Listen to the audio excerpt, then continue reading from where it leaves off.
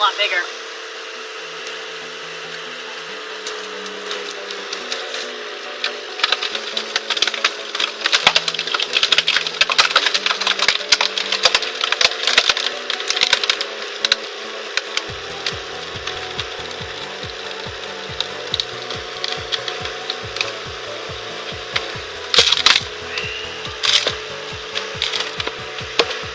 But it's still a little wet on the inside.